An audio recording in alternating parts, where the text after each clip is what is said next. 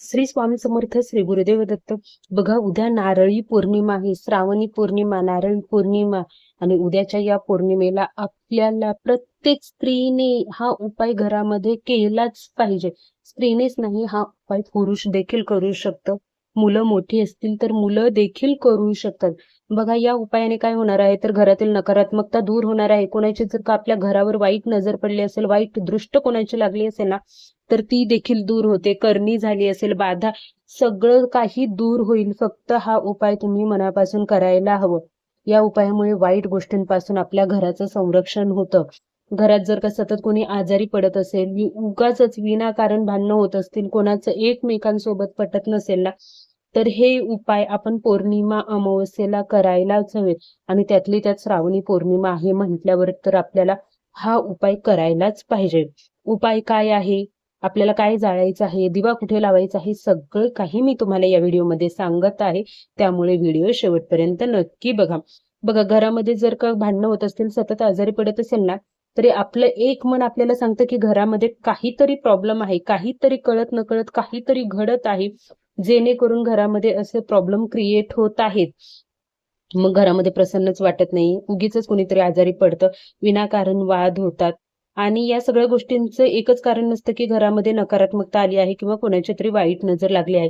कधी कधी ना आपण आपले घर कसं ठेवतो, घरामध्ये स्वच्छता कशी ठेवतो, यावर देखील डिपेंड असतं. की आपण घरामध्ये जर का घर आपलं व्यवस्थित नाही ठेवलं, तरी देखील घरामध्ये नकारात्मकता येत असते.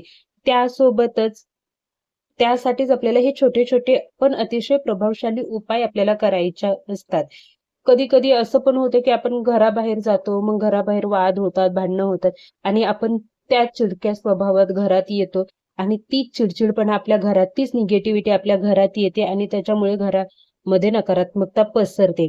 आणि हे सगळं दूर होण्यासाठी आपल्याला हे 2 उपाय करायचे आहेत. सगळ्यात पहिलं तर उद्या संध्याकाळी एक दिवा तुपाचा आपल्याला या ठिकाणी लावायचाच आहे. तर आपल्या सगळ्यांना माहिती आहे की पौर्णिमा ही माता लक्ष्मीला समर्पित असते, आणि श्रावणी पौर्णिमेला आपल्याला पिंपळाच्या झाडाच्या खाली हा दिवा लावायचाच आहे. दिवा आपण वापस आणत नाही पिंपळाच्या झाडाखाली लावलेला, त्याच्यामुळे मातेची पंथी तुम्ही तिथे घेऊन गेलात तर अतिउत्तम, कारण की ती आपल्याला वापस घेऊन यायची नसते. तूप सोबत घेऊन जा, तेलाचा लावणार असाल तेलाचा, तुपाचा, हळदी कुंकू आपल्याला घेऊन जायचं आहे. सगळ्यात पहिलं जल अर्पण करायचं आहे, जल देखील घेऊन जायचं आहे. पिंपळाच्या झाडाला जल अर्पण करा, हळदी कुंकू अर्पण करा. त्याच्यानंतर आपल्याला प्रदक्षिणा घ्यायच्या आहेत, दिवा लावायचा आहे, आणि मनापासून प्रार्थना करायची आहे की जे काही माझ्या घरावर अडचणी आहेत किंवा जी काही संकट येत आहेत ती सगळी दूर होऊ द्या. बघा, पिंपळाच्या झाडाखाली दिवा लावणं खूप महत्वाचं आहे, कारण की माता लक्ष्मीला भगवान विष्णू प्रिय आहेत, आणि पिंपळाच्या झाडाखाली भगवान विष्णूंचा वास असतो, पितरांचा वास असतो. त्याच्यामुळे आपल्याला पितरांचा, माता लक्ष्मीचा, भगवान विष्णूंचा आशीर्वाद प्राप्त होत असतो. आणि मग जी काही संकटे येणार असतात आपल्या जीवनामध्ये, किंवा जी काही संकट आलेली असतात, ती दूर होत असतात. त्याच्यामुळे नक्की पौर्णिमा अमावस्येला आपल्याला पिंपळाच्या झाडाखाली दिवा लावायचा असतोच. आता त्यासोबतच आपल्याला उपाय काय करायचा आहे, तर पिवळ्या मोहरीचा आपल्याला उपाय करायचा आहे. पिवळी मोहरी आपल्याला इझिली देवपूजेचं जिथं सामान मिळतं ना, तिथे इझिली तुम्हाला पिवळी मोहरी मिळून जाईल. आता काय करायचं, थोडीशी पिवळी मोहरी उजव्या हातामध्ये घ्यायची आहे. सगळ्यात पहिला आपल्या घरावरून उतारा करायचा आहे. मुख्य दरवाजात उभं राहायचं आणि खालून वरपर्यंत क्लॉकवाईज 3 वेळा फिरवायचं, आणि मग ती मोहरी एका वाटीमध्ये टाकायची आहे. मोहरी फिरवताना जी काही घरावर नजर लागली आहे, दृष्ट लागली आहे, ती सगळी दूर होऊ दे असं म्हणायचं आहे आपल्याला. त्यानंतर आपल्याला परत पाय धुवून घरात यायचं. घरामध्ये जे छोटी मोठी व्यक्ती असतील, ज्यांच्यावरून तुम्हाला वाटतं की मला याच्यावरून पिवळी मोहरी उतरायची आहे, त्याच्यावरून पिवळी मोहरी उतरवू शकता तुम्ही. माझ्या मुलाचं असेल, मग मी मुलांच्या याच्यावरून क्लॉकवाईज सेम मी मोहरी उतरणार, मग ती बाहेर वाटीत.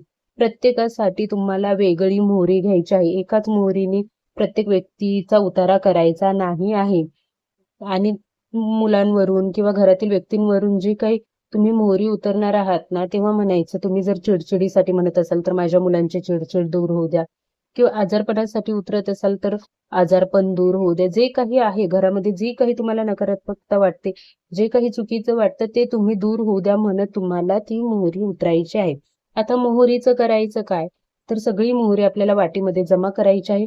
तुमच्याकडे गौरी असेल तर गौरीवरती ही मोहरी तुम्ही टाकू शकता. किंवा मग वाटीमध्ये एखादा कापूर घ्या आणि ही मोहरी तुम्हाला त्याच्यामध्ये जाळायची आहे. मग त्यानंतर ते जाळलेलं कुठेही रिकाम्या जागेत तुम्ही ती राख टाकू शकता. जळलेली मोहरी कापरासोबत असू द्या किंवा तुम्ही जर गौरी सोबत जाळी असेल तरी देखील. कोणाच्याही दारात आपल्याला टाकायचं नाही आहे. आपण आपल्या चांगल्यासाठी करत असतो, त्याच्यामुळे दुसऱ्याचं वाईट होईल असं देखील आपल्याला करायचं नाही आहे. तुम्ही अशा रिकाम्या ठिकाणी जाऊन ही मोहरी तिथे टाकू शकता जी तुम्ही जाळलेली आहे. बघा, खूप प्रभावशाली असे हे उपाय आहेत, जेणेकरून आपल्या घरातील नकारात्मकता दूर होते. त्याच्यामुळे जे काही उपाय हे 2 सांगितले आहेत तुम्ही ते नक्की करा. सोबतच भले तुमच्याकडून रोज तुळशीला दिवा लावलाच पाहिजे, पण भले तुमच्याकडून रोज होत नसेल ना, तर पौर्णिमा, उद्या पौर्णिमा आहे नारळी, त्याच्यामुळे उद्या तुळशीची सेवा देखील करा.